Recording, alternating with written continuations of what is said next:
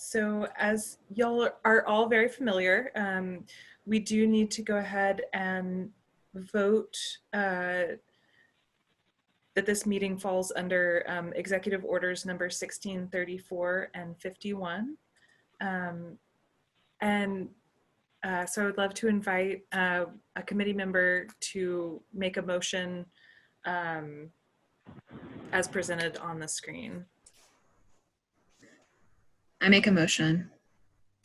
Oh, I'm so sorry. Who was that? That was Sarah. Oh, thank you so much. And is there a second? This is Terry. I'll second. Thank you so much, Terry. And unfortunately, I believe legal did ask that we continue to take roll call votes. So I will just go down the list of participants. John, how would you vote on this motion? Yes. Thank you. Megan? Yes. Thank you.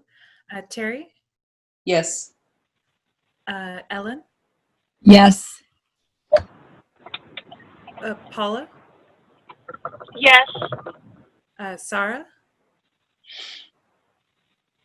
Yes. And Aaron? Yes. Fantastic. I believe that makes it an official motion. Wonderful. So as you all saw from the draft agenda that I sent, we hope to start off this meeting with a presentation by the staff that y'all requested at our last meeting to kind of give you current updates for the board report that was created by the Antiracism Transformation Team, presented to the board in 2019, and the environmental scan that y'all did. And I think if it's all right with y'all, given that I am recording this, we'll just go ahead and jump in, and Jonathan and Alandis can join us as they're able. And I'll make sure to make the recording accessible to them as well. So with that, to get us started, I will pass this over to Janine and let her sort of introduce the initial part of this presentation. Hi, everybody. So yeah, I'll just go over kind of the updates to the scope section of the report that you all have.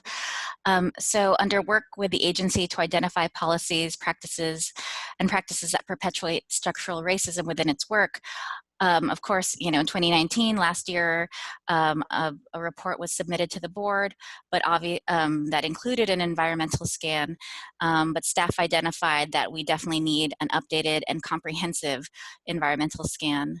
And of course, we can, we have resources, and this probably should be under the guidance of facilitators or that are comfortable with this. So Crossroads, we're tied to, but others as well. So that's one thing. Under support and clarify, work within the agency that leans toward anti-racism.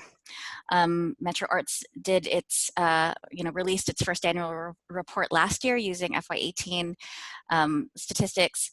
But what we need to do is really build, clarify and build in the processes for an annual equity evaluation. And I've briefly looked at a few. Metro Arts is a partner of GARE, which is the Government Alliance for Racial Equity. And so they have a lot of resources, a lot of folks on their staff and members that are working in other local agencies and that are currently working on this now. So we do have a lot of support in that, and just other folks in the network that can help with that type of process. All right, next slide, please. Identify opportunities for alignment with anti-racist practices within Metro government. This is going to be needed. This needs to be reestablished with the administration change and everything, with staff changes across agencies. We will really need support in identifying and reestablishing Metro government partners and equity work. So this is, an ask of the rest of our care committee. Because what we've realized is the listed partnerships are no longer there or no longer strong. Identify opportunities for anti-racism within Metro Arts and the Nashville ecosystem. This is an exciting update. So in development, we are currently working with the Porch and also Crossroads on a 6-week hybrid of the Porch's writing workshop and Crossroads 2.5-day training. Details are still happening, but basically it'll probably be about 6 weeks, sometime in like January or February, and participants in that work will be able to get the information that you would have received in a 2.5-day training, and then also there will be prompts, and so different weeks will then have like a prompt that will help with processing the information, and also will be a creative output, which is really exciting for us because it's the intersection of arts and anti-racism. So really excited about that. Details still working. So exciting. Oh, sorry, Grace, I meant to delete, I deleted this one off of my, this didn't sync, I think, where there was a, GARE had an opportunity for some funding, but because of the timing of it and, the requirements we need for approval for grants, we're actually not eligible. It just wouldn't, the timeline just didn't work out. So unfortunately, we're not able to do that. But in development currently is also an Arts Administrators of Color group. So this is modeled after groups that I've been a part of in Los Angeles and that are currently, they're all over the nation. Trey mentioned a group he had worked with in DC. We have folks in Jersey that we are connected with. And of course, we are tied with AFTA. So there's lots of kind of resources and support for developing this type of work in Nashville. So I'm really excited about that. Identify partnership opportunities within the arts ecosystem to work towards racial equity. To give you a little bit of a Reel and Curb update, still in active conversation with Curb, just had a meeting with them on Friday, but we are taking, we have consensus around taking a strategic hiatus and on public programs, and then focusing on evaluation and planning, and with a tentative relaunch of public programming beginning August 2021. And in the meantime, again, Curb will do a few things, their things, Metro Arts will support, the Porch and Crossroads things and Arts Administrators of Color, but Reel as a program is in a deep dive of evaluation and rejuvenation, hopefully. Also, the Equity Funders Group, which is a group made of representatives from Frist, Maddox, Healing Trust, Vanderbilt, and Metro Arts, is a little bit on a pause because of COVID-19. Then the thing that we were working on was a facilitators convening. So we were working to convene all local equity facilitators and kind of gauge where everyone is at, what supports they need. We were working around that as something that the ecosystem would be helpful for Nashville's equity work. But right now that's on pause. Because we've done some Zoom meetings, and I think we're shifting gears, but that was supposed to be, I think in March, so obviously did not, or April, but obviously did not happen. So there's that, but we are still in touch. Next slide. And then, yep. Also in development, this is really big, this is a big project for Grace and me. We're working on updating just our procedures manual for strategic funding and initiatives, and trying to apply an equity and also restorative practices lens. So literally this is just a standards and practices manual, and just really dissecting that. I'm excited about it. Yeah, I'm excited about it. And staff caucusing has started again. We started a few weeks ago. We've each had a caucus meeting. yeah, and that should continue, hopefully later in the summer with another meeting. Under regularly report action and progress to board and staff, a proposal to the committee, to you all, is to attend regular commission meetings and to observe and provide support at meetings. We would love you to do that, just as an operations thing or logistics thing. Grace will send invitations to our commission meetings, that are public, and so you'll just know about them. And yeah, we'd love you there. So there it is. Wonderful. So now we'll move into the part of the report that was specifically the environmental scan. And I will talk a little bit about sort of the updates to our personnel. So an exciting move is that Metro Art's first person of color manager was hired January 2020, and that is our Janine, so we're very fortunate to have her. So the current staff demographics as they stand are 7 white people, 3 Black African American people, 1 Asian American person, and 1 Latinx person.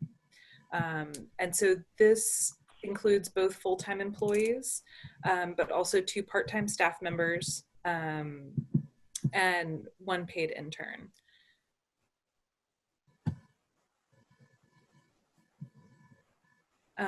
Continuing that, so sort of moving on to how those demographics then relate to the salaries.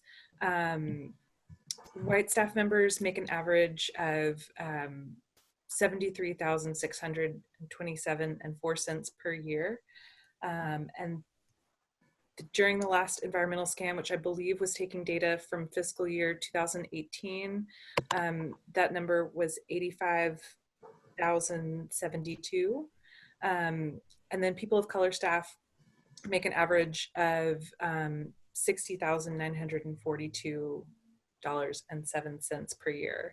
And that change is from 51,542. So not included in these numbers are Nicole Robinson, who is our restorative arts coordinator, and Gavin Crowell Williamson, which is our paid intern. They're contracted employees, so there's a variation in their wages that was kind of hard to fit into this mathematical structure. Though certainly if you would like more information on that, we can sort of coordinate with Ian and Skylar as our sort of finance people to help relay that information. If you would like to see an individual breakdown of how this looks, as public employees, as government employees, all of our salary information is available on nashville.gov. And if you would like me to direct you to where that is listed, I'm more than happy to.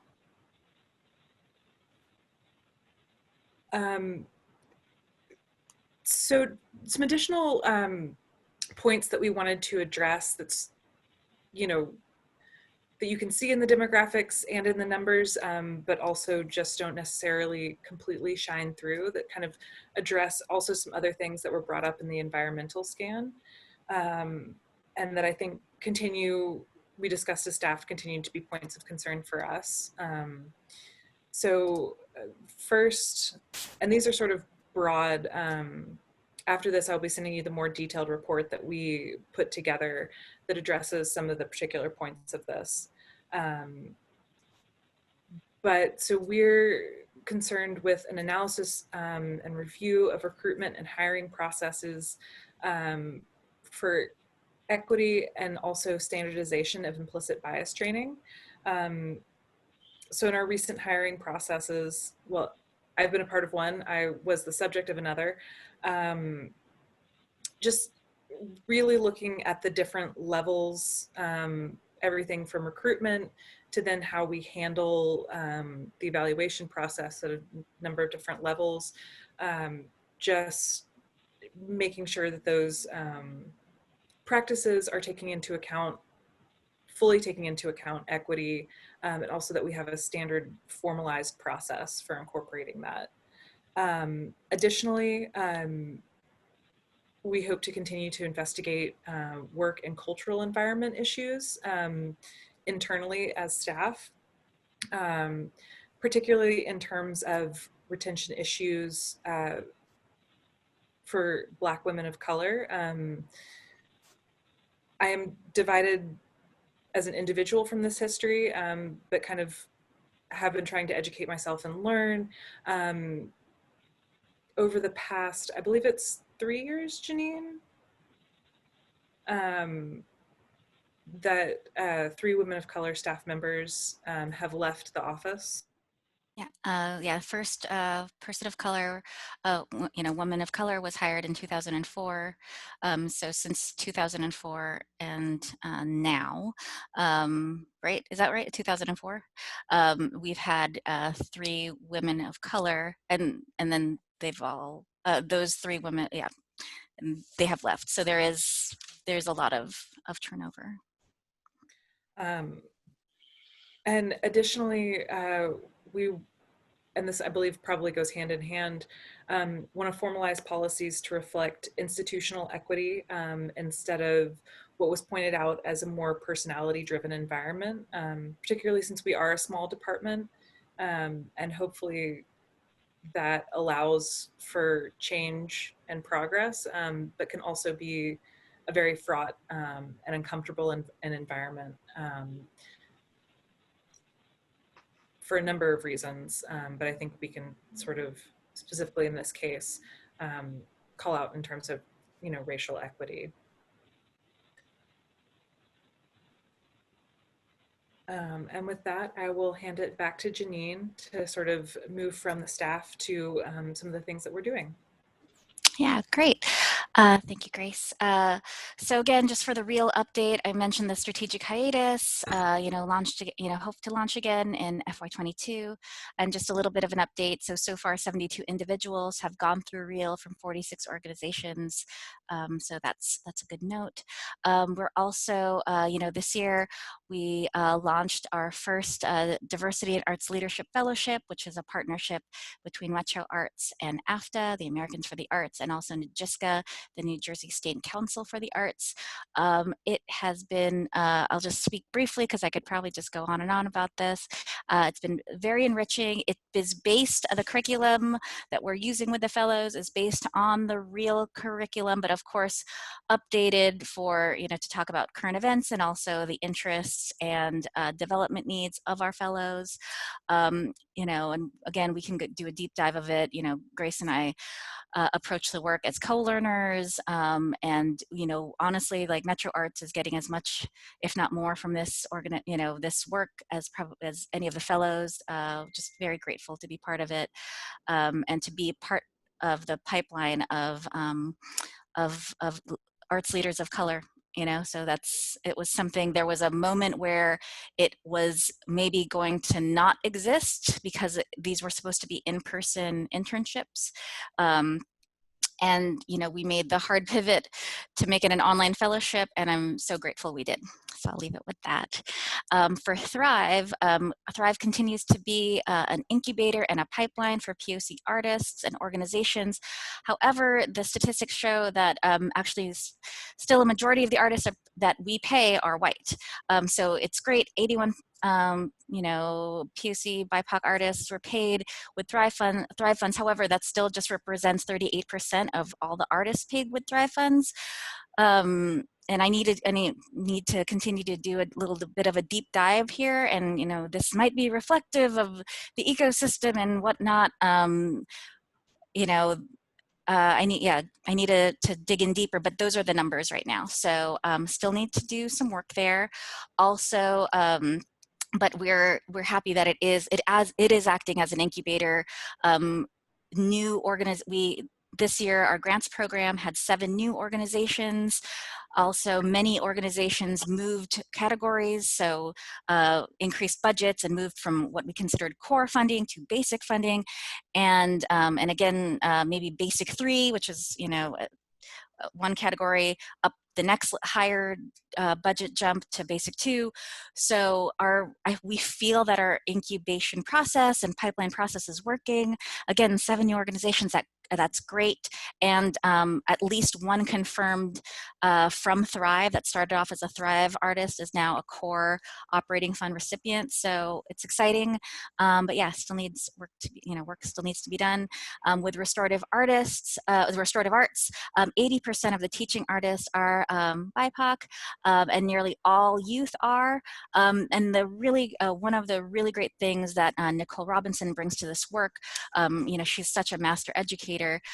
She is really, and she really, is well experienced in restorative practices, and is really bringing in the the teacher training and the instruction support to this work. She's also bringing in a lot of people from her network, to again facilitate training and to really to deepen our impact in this program. So I'm very excited about that. Opportunity Now currently serves 96% youth of color, and then the Artists Engage, 61% identify as people of color. So also good things. Next slide, please. And then I mentioned this already, but in development, our Porch and Crossroads work, and then Arts Administrators of Color group. Okay.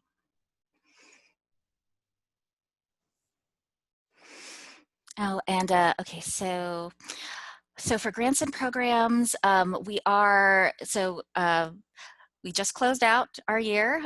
We just received closeout reports. We're due for FY20 in June of, June 15th. And then, just released our FY21 grants. So we're still kind of working through all the numbers, but we are seeing some changes and some, some things that are, and we'll talk a little bit in a couple of, there's some specifics in our constituencies that are changing, but we'll give you a more detailed report probably like in a month or so, because again, we're just like getting all the glut of closeouts right now. But to update you, all of the basic review panelists were experts in the field from different places in the country, and we're all POC. Again, I think this showed in our in the allocations this year, our top scoring organizations. Our top scoring basic organization was a BIPOC-led organization, and again, equity was a major part of our panelist training, which is great. Of the community panelists, 52% were POC, and at least one panelist had some sort of anti-racism or anti-bias training. So that's worked into our panelist recruitment strategies. All panelists, again, are given that equity statement and given an overview during training. Oh, and sorry, that wasn't, I think I did update that, but so yeah, for FY21, this wasn't finished, but that's what I said earlier. Our top ranked organization was is a person of color organization, and we did see some jumps in rankings and allocations for those groups. But I'll have more specific numbers as closeout comes in and as we look deeper into our FY21 allocations.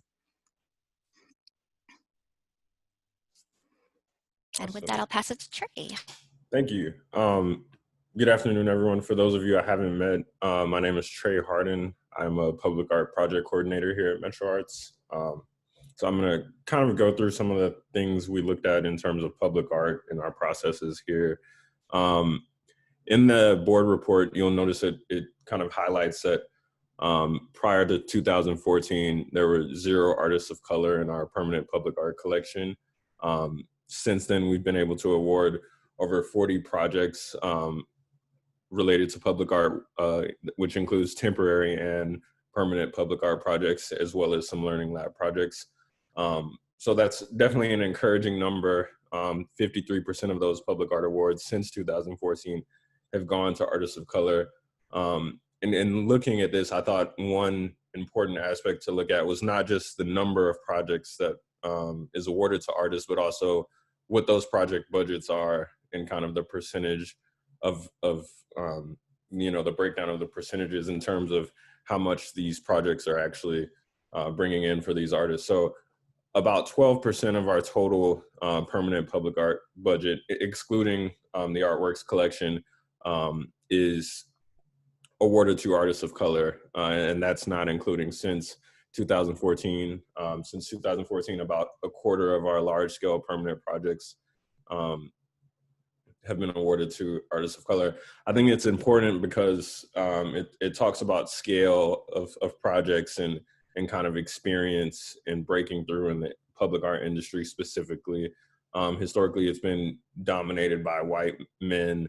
And one of the biggest things with the public art selection process is having that experience to deal with a six-figure budget and project, and giving your employer or whoever is commissioning the project that confidence that you can handle a six-figure budget is not very easy to do when you haven't had any previous experience around a project of that scale. So I think what we've noticed is through Learning Lab, and especially through Thrive and creating a Thrive public art channel, is that it's an opportunity to give people experience, but at the same time, without access to those larger projects, you just cannot compete with people who have been doing this for years and years and years.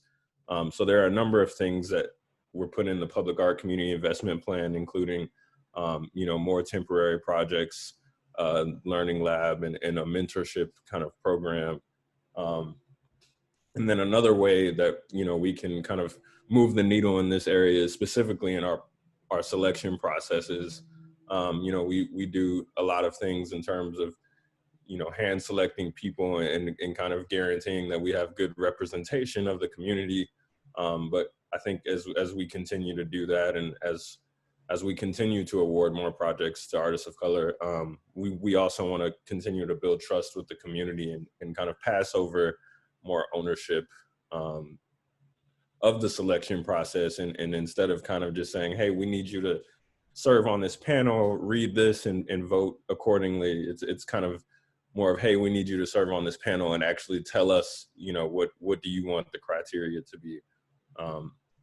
So just kind of thinking about the public art process in the different lens, kind of building off of that 2016, I think, public art community investment plan, I think kind of builds on this board report and helps us kind of change our practices a little bit. Yeah, I think that's all for now.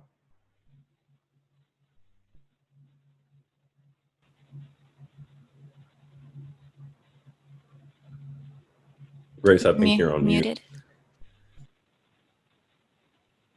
Lord have mercy. All right. So as we're kind of talking about this, Janine sort of touched on the Metro Nashville constituency that we are serving. And so we just wanted to share some updated demographics, I think from the most recent census about what Nashville is kind of looking like. And you can kind of, see those numbers on the screen. In reflecting the work that Metro Arts does, what was pointed out in the previous scan, that you can see a majority of Metro Arts grant support still goes to white-led organizations. And this is a review of the board composition of FY21 basic operating support grantees. And so you can still see disconnect. And Janine, these are the right numbers. Yeah, this is the right. Yeah, this is the right number. Let me just interject real quick here. So yeah, I mean, 89% are still white-led. This is of the basic operating support. So that's anything above 100, any organization above $100,000. The majority, more than like 89%, is white-led. Only 11% are BIPOC-led. However, and this isn't included in the slide, of the BIPOC organizations, 75% are also women-led. So I think that supports what we're saying, is that if we lead, if we support, our BIPOC organizations, we are also addressing gender issues as well. That was just something I just kind of punched in and looked at. And then even though there is movement in regards to, let's say, like our first ranked Basic One organization and our, our core operating support grantees, it still is very much skewed to white-led arts organizations. So with that, I will mute myself again. Give it back to Grace.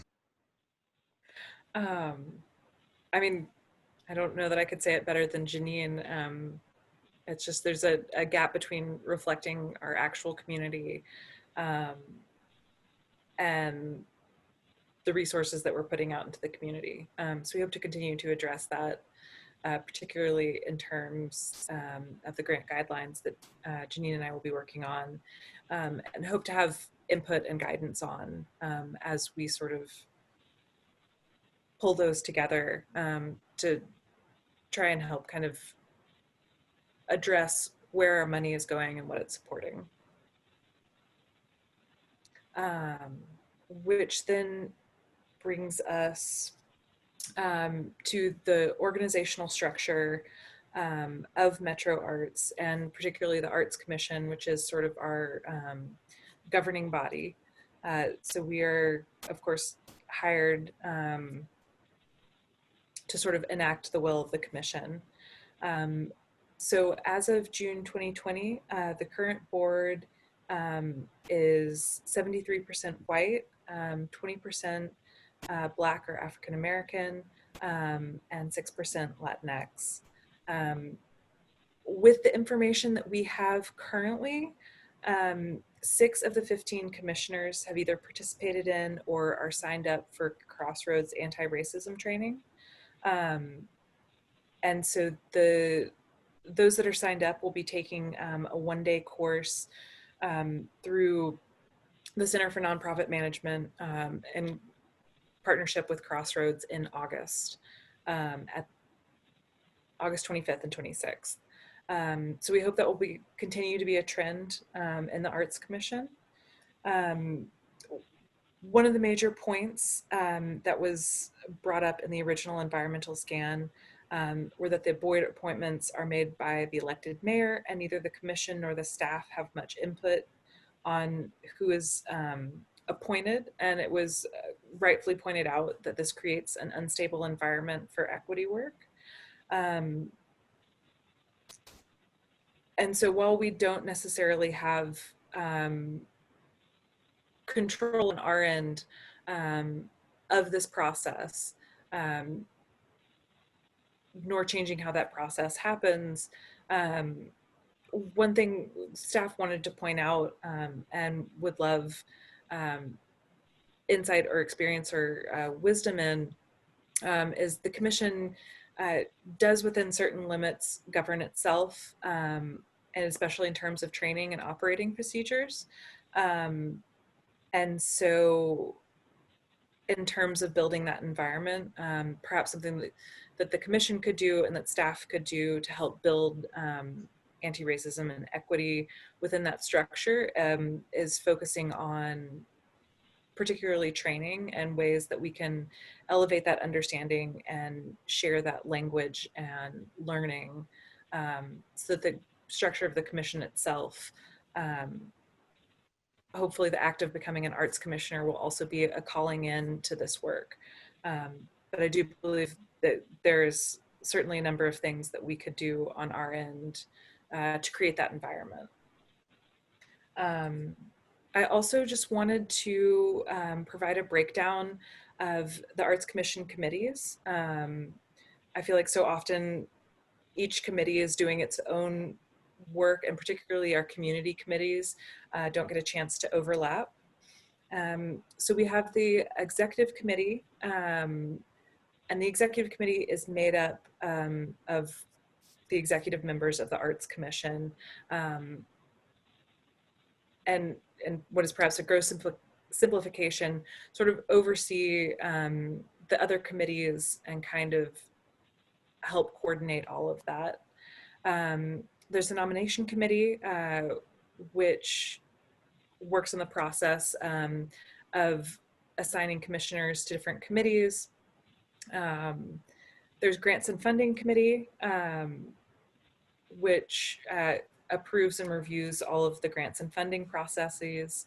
And I know that there was not time in this grant cycle, but I know there was conversation and interest in perhaps this committee and that committee overlapping or engaging at some point to discuss equity in terms of those procedures.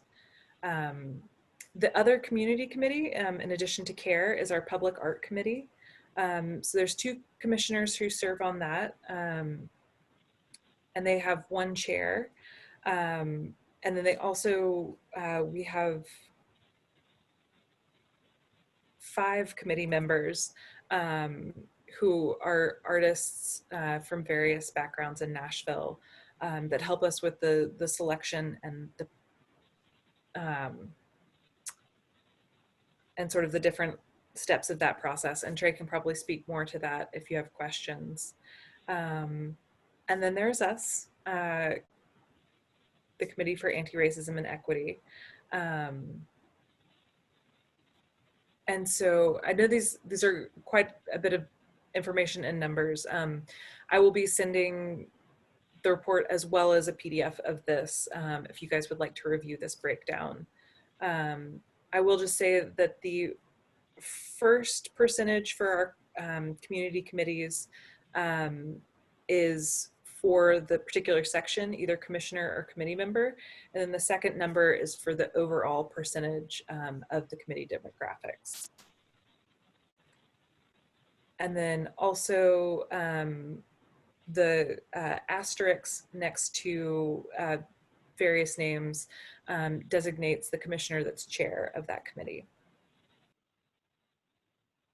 Hey, Grace, this is Will Cheek. Hello. Welcome. Hey, I've been here. I've just been quiet. I had a quick point I wanted to make.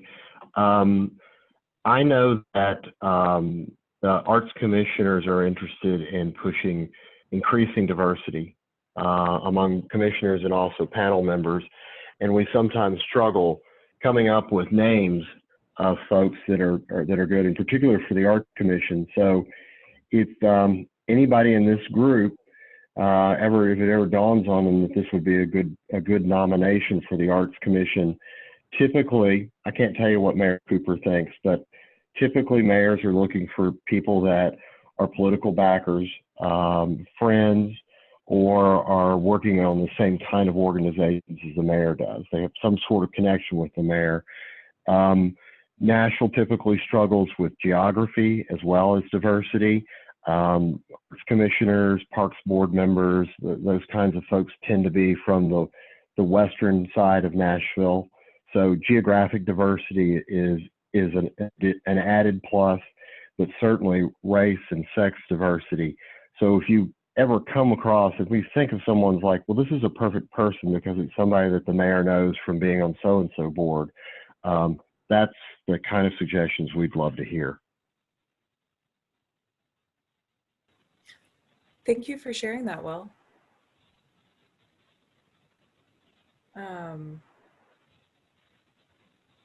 Wonderful. So, Will, this will also probably be a bit more in your subject wheelhouse, but I was able to reach out to our Metro lawyers with some of the questions that the committee had, and figured since we were talking about structure and organization, that now would be perhaps the best time to go ahead and address some of these answers. So in terms of the committee meeting outside of our public meetings, because it's kind of an interesting interplay. So it is the arts commissioners that are regulated by public meetings. So for example, any 2 arts commissioners, if they are together and discussing business of the committee or the commission, that needs to be a publicly noticed meeting. So that's why for these meetings, because we have both Will and Paula, that they are accessible to the public, open to the public. Any of our non-commission members are more than welcome to meet, and that does not have to be publicly noticed. And additionally, if the committee caucusing continues currently, in our current situation, that is perfectly acceptable given that we have one white and one BIPOC commissioner serving currently. It is something to consider that as we move forward, perhaps engaging with the nominating committee and figuring out a way, the only way that caucusing would then become, we would be unable to do it, is if we had either 2 white commissioners or 2 BIPOC commissioners. And that's possibly something that the committee would like to address with the nominating committee to sort of make sure that as commissioners are nominated to this committee, the practices of the committee, whether it be caucusing or anything else, are still able to move forward with continuity. Hopefully this will be good news. The second part about Robert's rules. So, you know, the first, second, everyone voting. As a committee, y'all are able to adopt your own rules and procedures. So you are not bound to make decisions or actions based off of that structure. I guess Robert's rules is the sort of stand-in unless there are explicitly stated other rules. So that's something the committee could get together and establish. I will say at the bottom,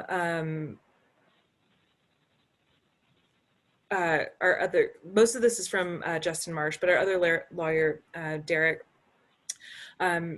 did make the note that as the executive committee, it's sort of under their purview, that coordination and actions of the other committees, that it might be prudent to sort of coordinate with them about the committee structure and sort of the rules and procedures of how y'all will be making decisions to then present to the commission. Just real quick, there was a question, I had a question about Article 8, Section 4 of the Art Commission bylaws, just what any kind of formal hearing or accusatory or adversary proceeding would entail.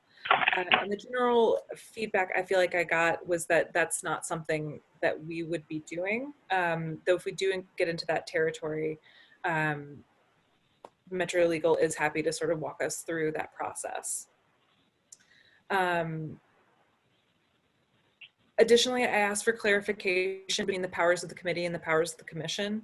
And they were very clear that commission approval is needed for any action that the committee wants to take. And so just in thinking about the things that y'all want to do,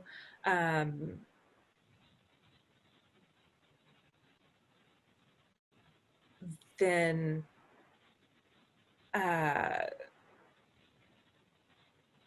so sorry, I lost my train of thought for a second. I feel like that relationship needs to be sort of established. It's often what staff does when we take things to committee and then commission.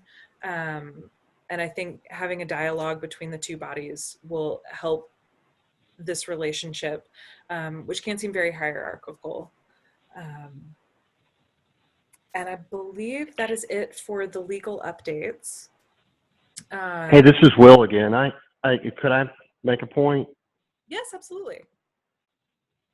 So one of the things that might be helpful for the way that structurally the rules of procedure for this committee works is we commence the meeting, and if we have any business that requires, you know, a vote of the group or anything like that, that we follow the normal Robert's Rules of Order. But a lot of what I envision that hopefully when we get to substance, is that we'll be caucusing essentially. And my thought is that we could suspend the normal rules so that you don't have to get recognized by the chair to speak, and we can have more of a conversation format. And my thought was that when we move into a caucus mode, that we have one or two facilitators that are not the arts commissioners, and so it is a more of an informal process, more of a conversation, probably more like you guys used to meet before we made it really boring and put Robert's Rules of Order in. So I just throw that out so that, you know, if the broader committee thinks that it makes sense for us to suspend the Robert's Rules of Order and just have a conversation about race, sex, and diversity, I think that might flow a little bit better and might seem a little bit more natural. Anyway, I'll shut up now. Also, Grace, if I may also say something. Yes, please. Everybody, for those who don't know who I am, I'm Mary Elena Ramos. I'm one of the commissioners. I'm the commission chair right now. I am the Latinx person of the commission. I was just going to say, Grace, I was reading a comment on the chat from Kelly. I'm sorry, I'm not sure what the first name is, but she or he brings a really good point. So maybe for, you know, next occasions, they're asking to find a more equitable way to ask questions without, or insert in commentary without interrupting. So maybe that's something that someone can be looking at. And hi, Megan. Someone can maybe just looking at and maybe interrupting every so often and say, hey, you know, so-and-so has a question or comment. I don't know. I don't know if that works for everybody, but I think that was a good point. Yeah, Marilena, I was gonna, this is Sarah. So I wanted to jump into, I was kind of waiting for a stopping point, just so I have a bunch of questions that I was wanting to get to. And also some of these updates around Metro Legal. I didn't know if we were gonna have a designated time to talk through each of these points, because I think we can all kind of, I think all of us have a lot to offer and like have a lot of thoughts around what y'all shared and how to move forward on some of this stuff. So just wanted to make sure we would have time to kind of bring up and have that conversation here. Oh, absolutely. And thank you for, it was perhaps a blind spot for us not to clarify that. So I do think both Megan and Mary Elena, excellent point. I think especially as there's so much information that I think would love to invite y'all to ask questions as we're going through information, and perhaps could also just leave space at the end of each sort of grouping of information, space for questions to arise. But also we hope that that this is seen as kind of an informational session from us. We certainly hope that the committee will ask questions and sort of, and if necessary, you know, push back or call in. And we certainly don't have, it's hard not to try and input answers, but we're hoping to keep this more open so that the committee can have input and share with that. But thank y'all for the reminder, absolutely. And if anybody would like to suggest another way to sort of make sure there is a space for question and engagement as we're presenting, please, I would welcome that, certainly. And I think it's just 3 more slides, and it's the official discussion and question part. I think the chat function works well, at least, and also the raise hand function. And also, I think it's okay for people to just jump in too sometimes and just to respectfully say, I have something really important to say. And I think I just want to say I really appreciate all the work that y'all have put into this. And I think I've just sort of having been on both sides of sort of reporting out in a committee or board type situation, it's a tricky dynamic because you feel a lot of onus on you to kind of make sure that we're being informed. And so I think and it's like, I want to respect that. But I think sometimes, to your point, well, you know, there's all kinds of things that end up disrupting, or not what I'm trying to say, but sort of tamping down the facilitation of dialogue and discourse. And so I think let's embrace opportunities to disrupt this and to recognize that as a group that's committed to challenging white supremacy norms, that we can communicate and function differently, and that we should feel invited into the conversation. So I just want to kind of advocate for everybody, hopefully feeling like that's a space that we can have, and just would love for other folks in the committee to say, what can we do to help facilitate that? Absolutely. So I guess I will pick up here. We talked a lot about our institution and kind of what are the things that define Metro Arts, and how does equity kind of show up in those spaces, and specifically talking about documentation and documents. We do have kind of, equity is named in our current mission statement on our website, and we do have an equity statement, but there are a number of documents that, such as kind of the public art guidelines and our charter, a lot of things that you know, we've used from years ago that have not been updated to reflect you know, our position on equity. So kind of looking at those documents and kind of making changes where possible. Some of those documents aren't easy to change, but at least updating them and kind of naming that in our documentation, in our words. Another thing that is our language and award opportunities, and kind of specifically with selection processes, sometimes using certain language can kind of discourage people from applying, and kind of make people feel like they're not able to participate in certain things. So we talk about artistic merit a lot. That's been kind of a recent discussion on what exactly is artistic merit, who gets to decide, you know, oh, this is good artwork, this is not good artwork.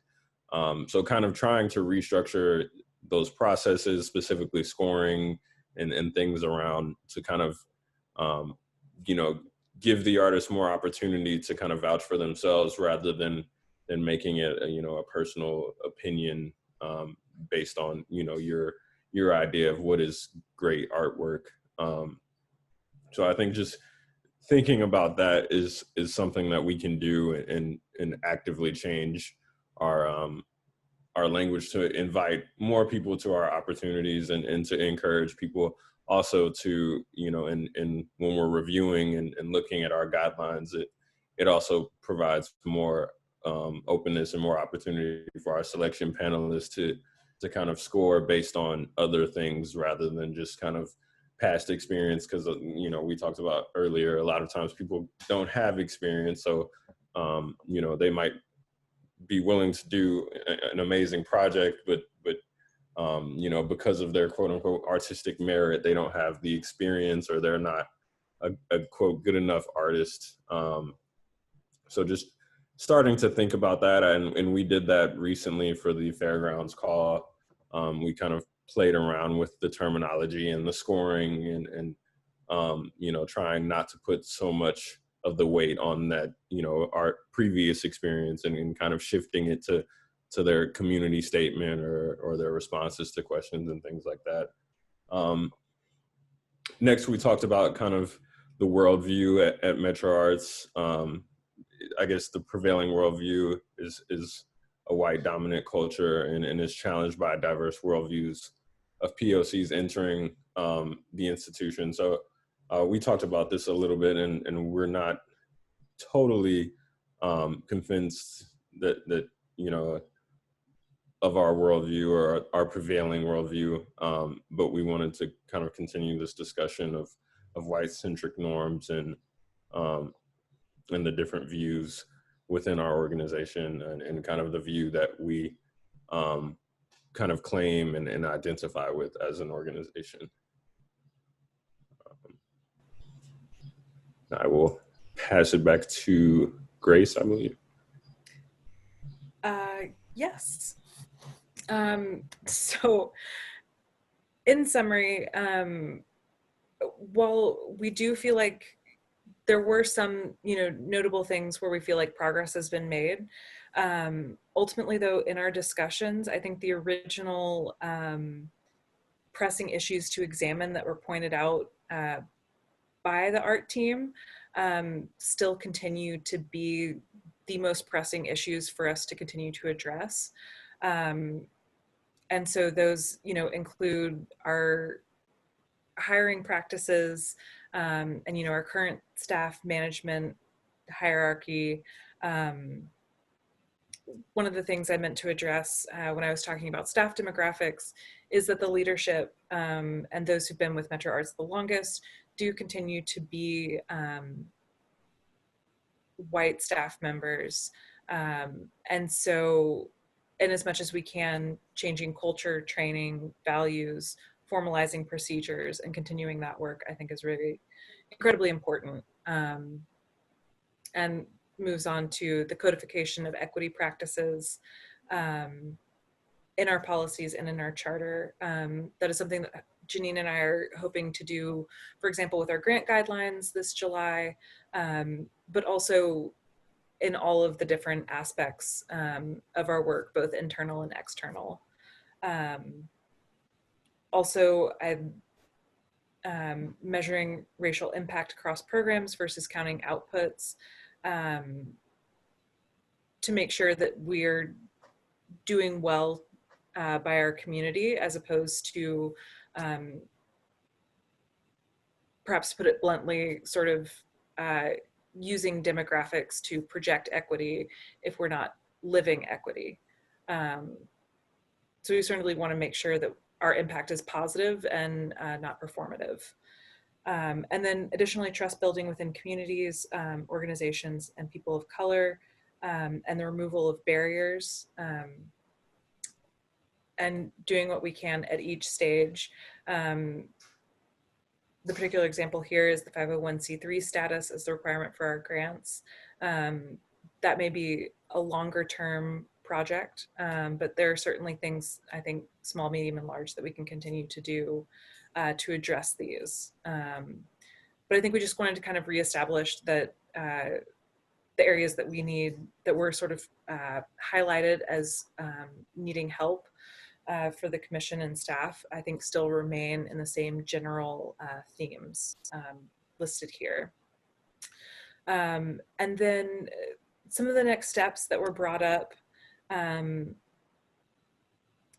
one was the sort of building of relationships, and let me make sure that I'm using the right words here, was the recommendation that Metro Arts continue to build relationships with consultants and outside sources. A lot of that work is on pause because of COVID-19, but we are continuing to provide training for both board and staff members. One of the other next steps was continue the work of what at the time was the art team. And as I'm sure will surprise none of you, this committee was officially established in 2020. And we hope to continue to build the bonds of this committee, both with the Arts Commission as well as other committees. And I think that ties in with the priorities that y'all have set to discuss and decide upon, and looking at what the long-term and annual goals are for the committee. And then we hope to continue to further clarify and develop narratives around equity to gain further support, but also to make sure that our stance in this is clear and formalized, and that we can really identify and act on the things that we need to. So as we were discussing all of this, Janine and Trey and I thought it might be prudent that if we were asking you as a committee to come up with your priorities and goals and the things that you see, that we should also share our priorities and goals from an internal perspective.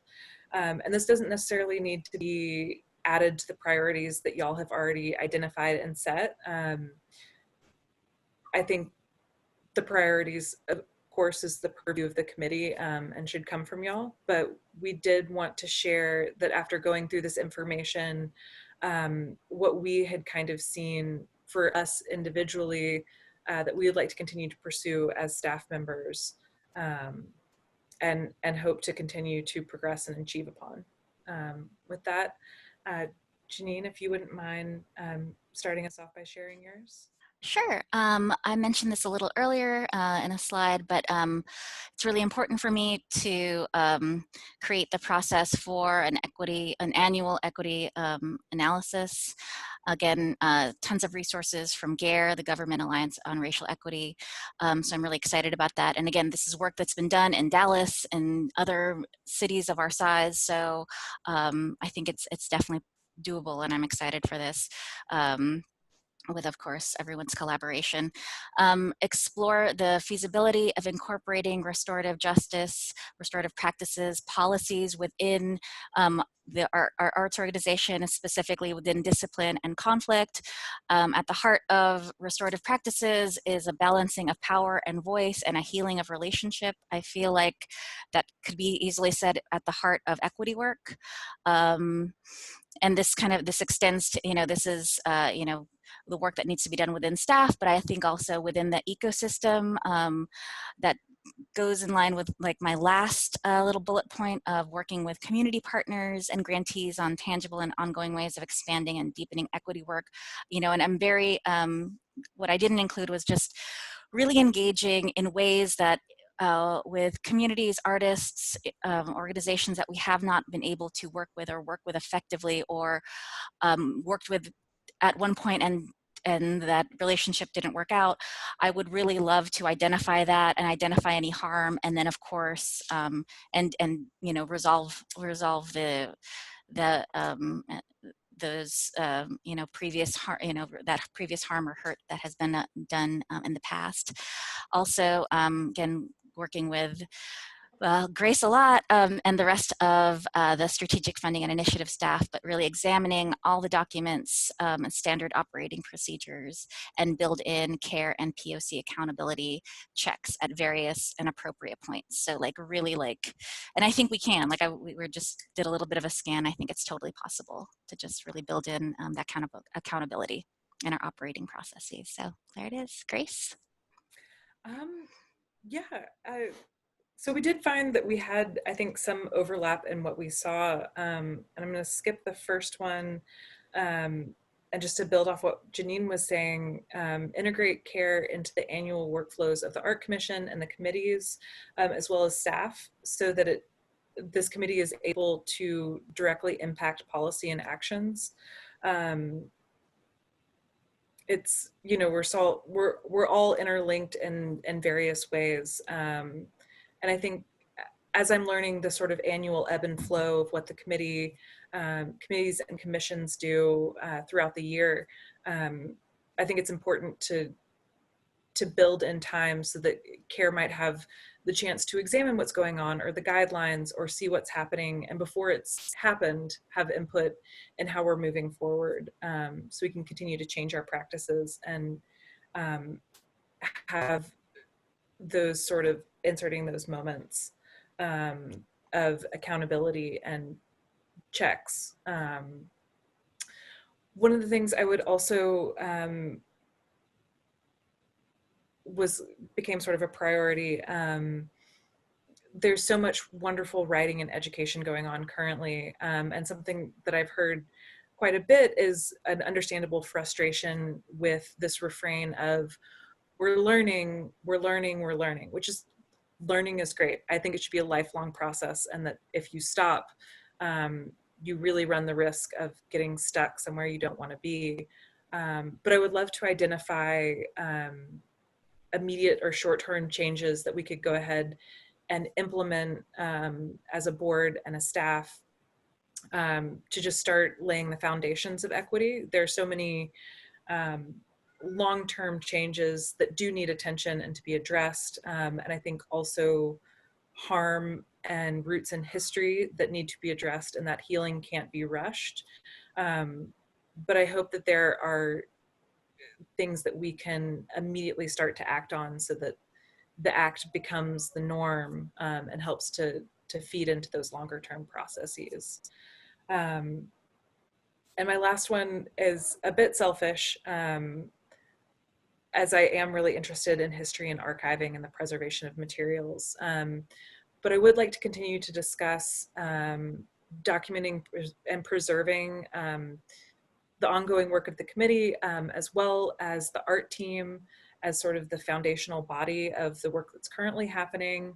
I do believe that recording and sort of preserving the actions of this committee can not only help us and inform the public, but could also be potentially shared with other bodies that hope to continue the same work. And so I would love to continue that discussion. I know Terry had brought that up previously with some of the art team materials and figuring out how that should be preserved or where that should be preserved. So I hope to continue that to share as a tool both internally and externally. And I will hand it over to Trey. Thank you very much, Grace. I had three kind of main priorities after the review. The first was to continue to create and improve upon programs that provide large-scale public art experience for artists of colors.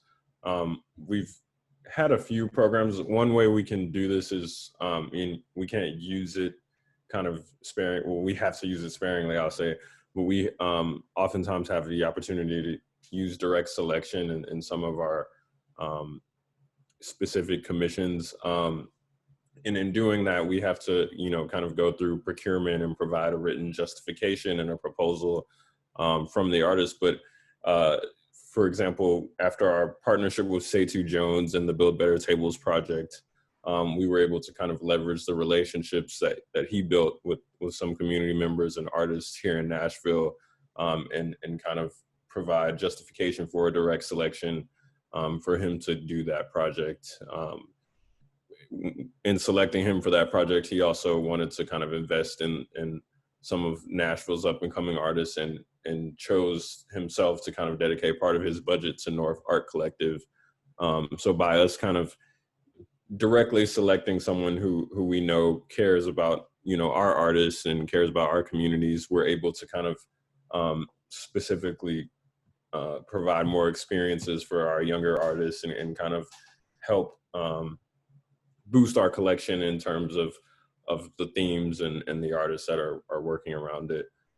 We also have tried the mentorship program that when we have a larger scale project, we require those artists to kind of take someone under their wing who is Nashville based, locally based, and is interested in kind of breaking into the large scale public art area, but lack the experience. So it kind of gives them an opportunity to work on the project, get some working experience that they can put on their resumes, and also get paid for that opportunity. The next thing would be to challenge equity in the public art process by trying out process adjustments. So I kind of posed the question that, if we put more responsibility and ownership for the call to artists and selection processes into the hands of, those panelists, and, by creating more of like an advisory panel than, simply a selection panel, would that kind of create more trust? I think trust is something that that we've been struggling with, and we're always trying to kind of continue to build on when it comes to working with organizations and communities, specifically communities of color. So one project coming up is Cassie Gardner Park on Jefferson Street, and we're possibly looking at trying to change our selection process for this project by creating, kind of an advisory panel and having them actually decide, what are the themes of the artwork that you're going to ask for the artist. So instead of, sending them the call to artists when it's finished, like, here you go, this is what you have to review on, these are the things that the artists are supposed to provide. We're actually helping them, or they're actually helping us by, getting together, discussing their own community and what they would like to see, and then actually putting that on paper and kind of being more involved and having more of a role in crafting, not only, reviewing the selection process, but actually having authorship over, the themes and review criteria per se. And then finally, establishing a consistent method of check-in within teams to identify and implement tangible actions in our work to improve equity in our day-to-day operations. I just think across the board on staff, we have a few different teams and we meet regularly. If there was kind of a consistent way that, we specifically look at the action items that we have or projects that we're working on and kind of, having a formal process of actually being able to kind of note things that and in ways that we can improve and open up the access to opportunities and things just on a regular day-to-day basis. So those are my priorities as of now, but thank you.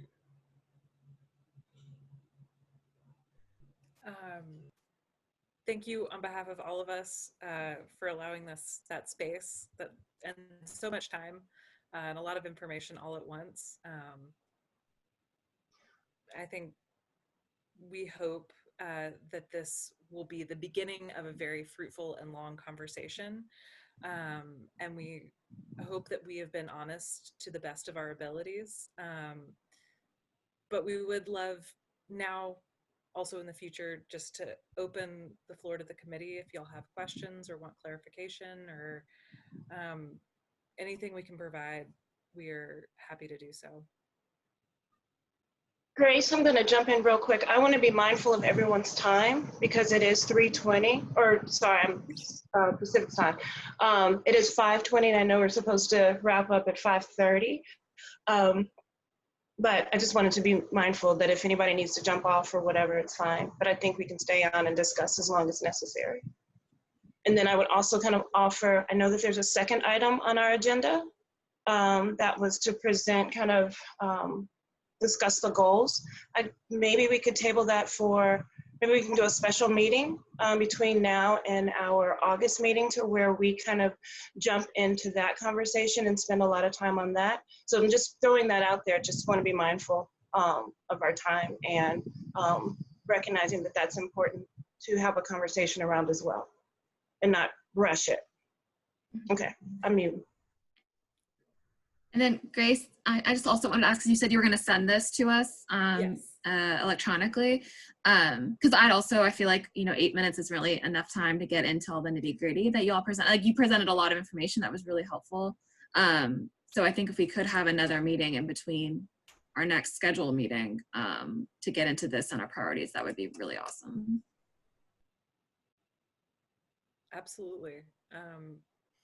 I will say, to a certain extent, we sort of, we are not the deciders of the meetings, and I hope that has not been the impact of our actions, or mine in particular with the scheduling. When y'all want to meet, I am happy to facilitate that through the public notices, and whatever y'all feel comfortable with and have the capacity for, we are here to certainly support that work. So yeah, if another July meeting is what works best, or meeting again in August, whatever y'all come to consensus on, I'm more than happy to support and put into place.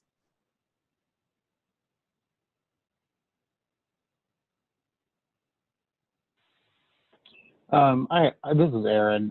First of all, thank you all for this amazing work. It was super helpful. I have a clarifying question about the grants, the 89% that went to white-led organizations versus the 11% for people of color. Do we have any information about the applicants for those grants and what the breakdown was for those applications? Yeah, we do, and maybe we can add that to the next one. But basically, I mean, I always have the FY21 allocations close at hand. For the most part, we funded every organization, every basic organization except one, which was, and the one that wasn't funded was a white-led organization. So this is pretty reflective of the applicant pool as well. Okay, great, thank you.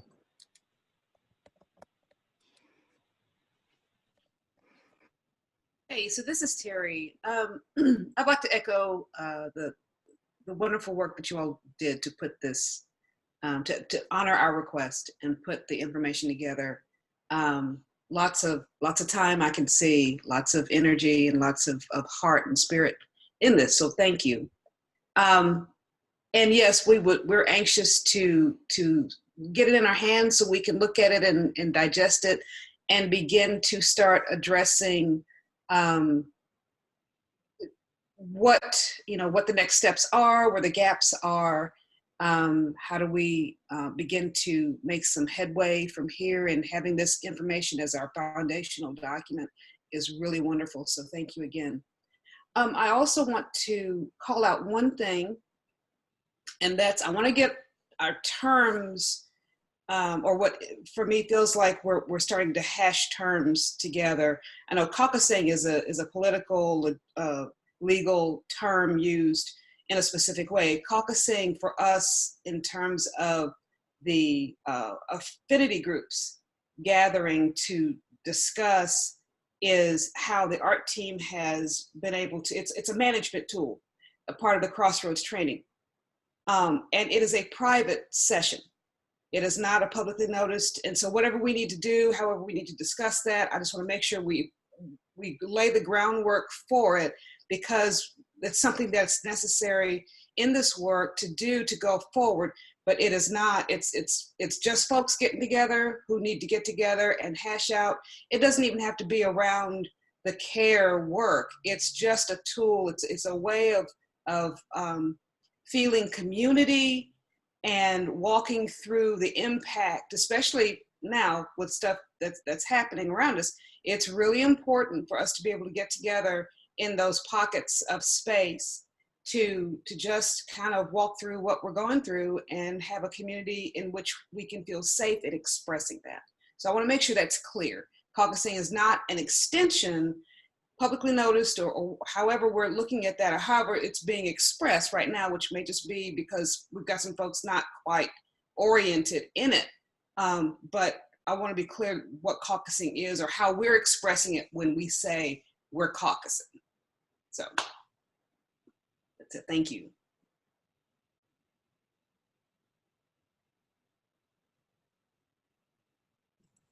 If I can speak for a moment on the explanation of caucusing, I also wanted to discuss that, at least with how we've done it with Crossroads, that there is usually a question that is brought into caucus that is discussed and responded to. And there is usually a facilitator who helps ensure that all the voices are heard and that the topic is discussed through to a point of communal resolution. There's also typically a report out that usually happens, especially if two caucuses are approaching the same question from different perspectives. So those are also aspects of how this happens as a social construct.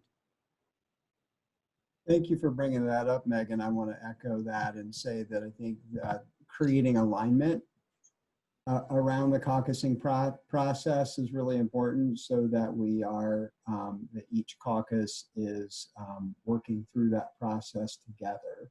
And so to that end, it's important for there to be someone in each caucus who is going to help facilitate the scheduling, organizing, and aligning of that effort.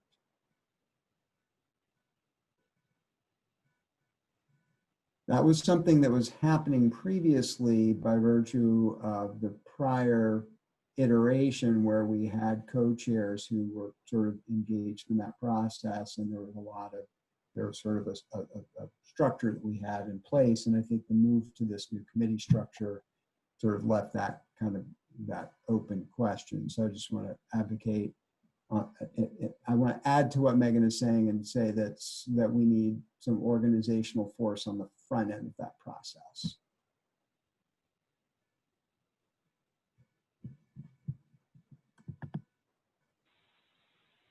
Thanks, y'all. Caucusing was also mentioned in the context of staff. Is there somebody who could kind of give a little bit of clarity on kind of what that looks like? What do you mean, like when staff is caucusing? Just what that looks like? Because that's a third context for that.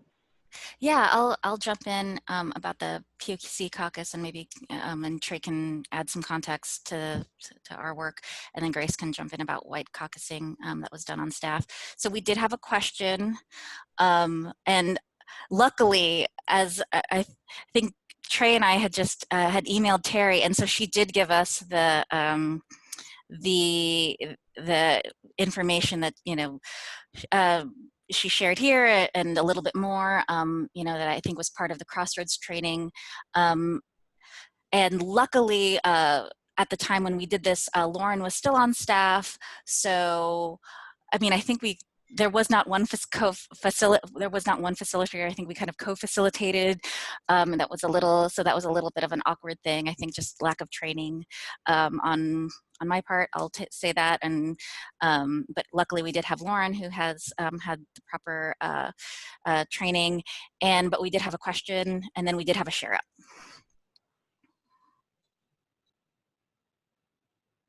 Yeah, I just that seems pretty much right. I guess we had done some caucusing kind of following the Crossroads training. My first day at Metro Arts in 2016 was the 2-day Crossroads training. So I hadn't met anyone, that was kind of how I got acquainted with everyone. But following that, we kind of implemented the caucusing practice consistently, but it definitely dropped off a little bit, and I think these past few weeks, past couple of months or so, we've kind of reignited that and then kind of made that a priority again, which I know some of you, I believe I've seen, we had done kind of an arts organization, kind of people of color who are working in the arts in Nashville. We would meet at the library, every month or so, once a month, and we would kind of just discuss. And that was, kind of more of what it sounds like Terry is coming from, and that it was a dedicated space, and we would discuss our experiences through work, and it was kind of a place for us to come in private and kind of discuss the things that we're experiencing. But in the sense that that was a little different in that we didn't have a guiding question, and we weren't reporting back. It was, so I guess, and maybe this is a question that I have to you all, in that space, is that the same practice of caucusing, or in just a different way, or is that a totally different thing when we're not actually reporting back to to a greater group?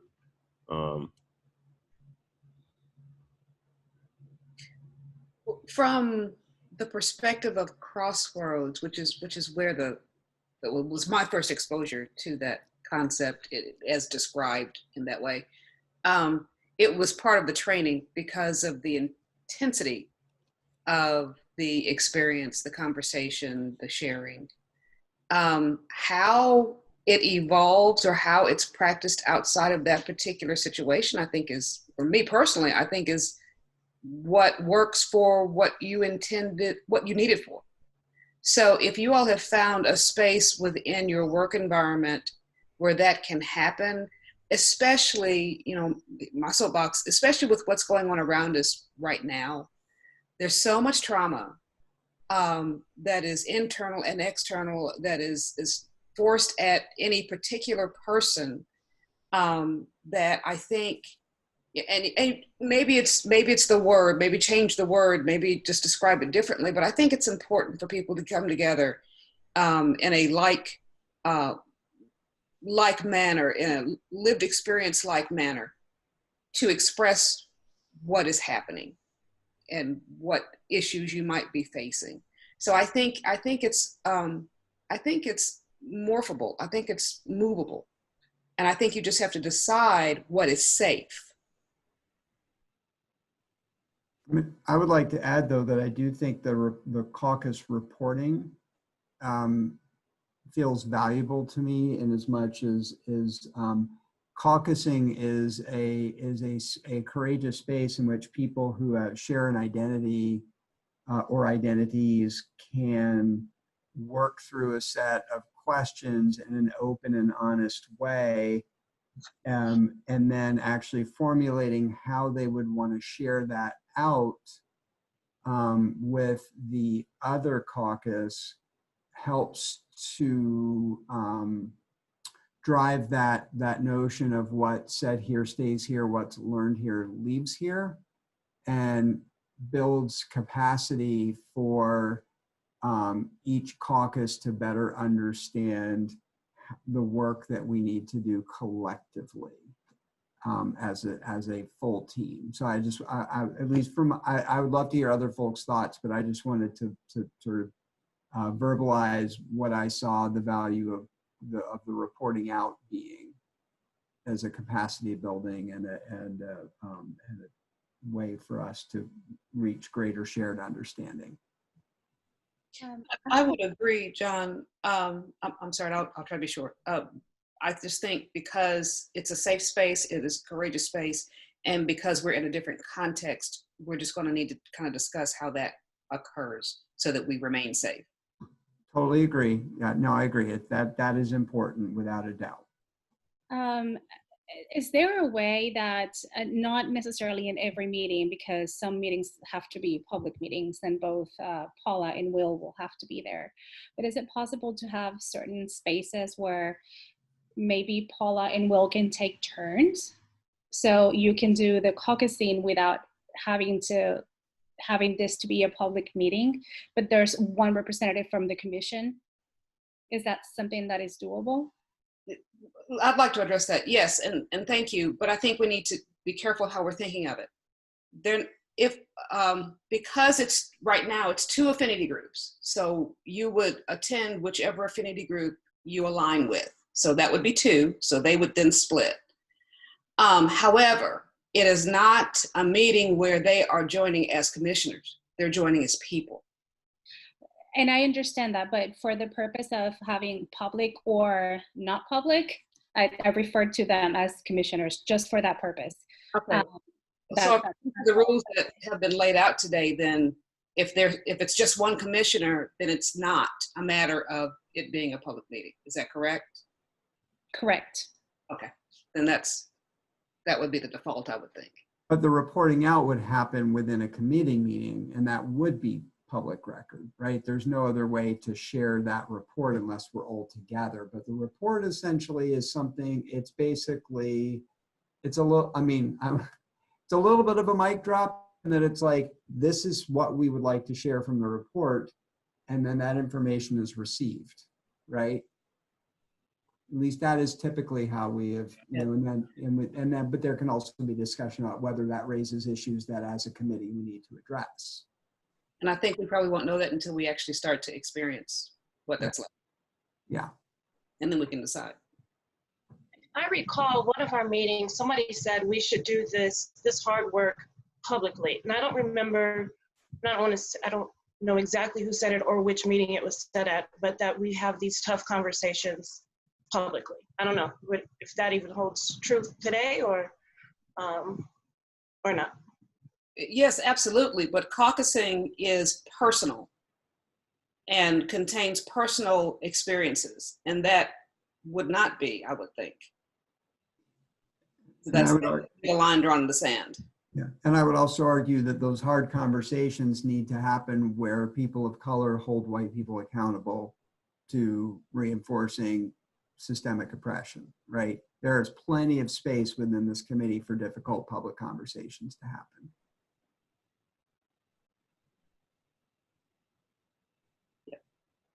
Thank you both for that. Okay.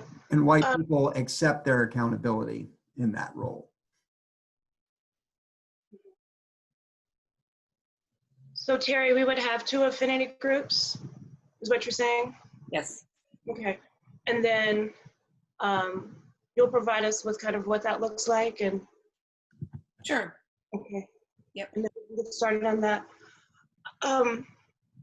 Maybe we can have, I don't want to, I hate to have the meeting for the meeting, but maybe we can discuss that when we come together. Excuse me, I was going to say that I believe we have an Arts Commission meeting on July 16th. Is that right, Grace? No, we can't. So we canceled that one. Oh, that's right. We don't have one in July. Yes. So maybe we can, I was going to say we could meet before that, but we won't have that. So anytime that you guys are wanting to meet to continue, thank you, Megan, for that. Anytime that you want to meet within the next couple of weeks, I don't know if it's easier if it's to do a doodle poll or just to get everybody consensus so that we can continue these conversations. And I see we're losing it. We've lost a couple of people.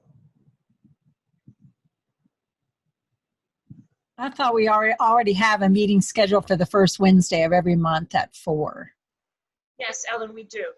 We were thinking about, because we didn't get through all the agenda items today, to not have to wait a month to discuss priorities and goals. So looking at maybe something between now and maybe in the middle of the, well, we're kind of already in that space, maybe the next couple of weeks, just so that way when we go into our August meeting, we know what we kind of have direction.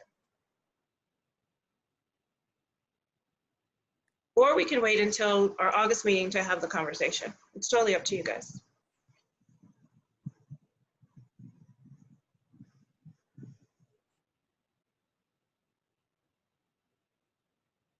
I hate Zoom.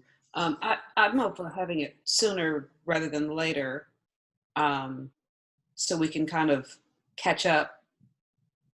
But of course, that's up to everybody else's schedule.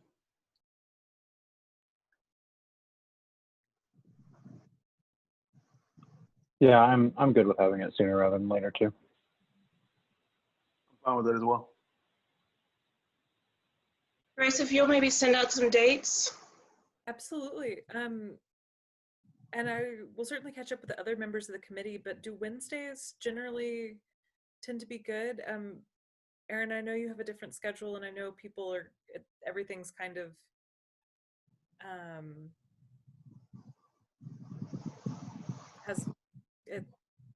it's 2020. Everybody has their 2020 schedule. Yeah. Yeah, I generally hold Wednesdays open, specifically because of this meeting. It just, because of the way schedules work, it extends across the other weeks as well. But I can try to be flexible if that doesn't work for everybody else. So don't schedule that around me. There's plenty of other people on the committee to think about too. Well, if it works, I will send out a couple of days and times, probably predominantly Wednesdays, along with this information. And thank you, Megan. I see that. And we can get another meeting scheduled to sort of continue this conversation.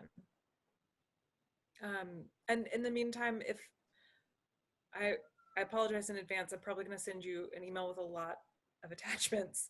But if there's anything that is not included in that email that you would like or have questions about, I'm always happy to send more information. Wonderful, thank you.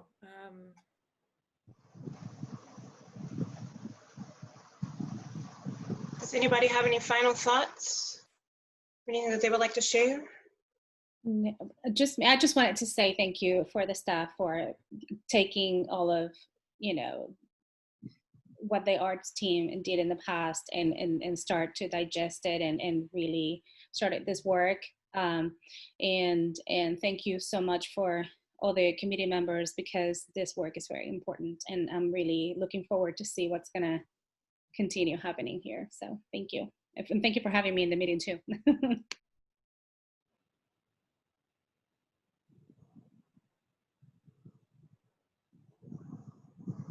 Anyone else?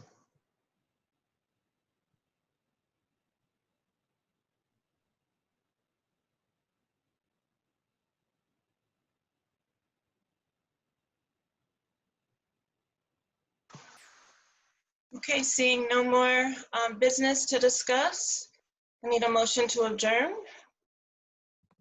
So moved. This is Will. Okay, I need a second. Second, this is Terry. All right, all in favor?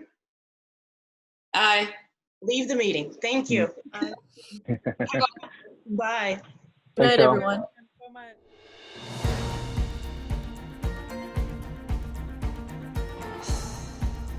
This has been a service of the Metro Nashville Network.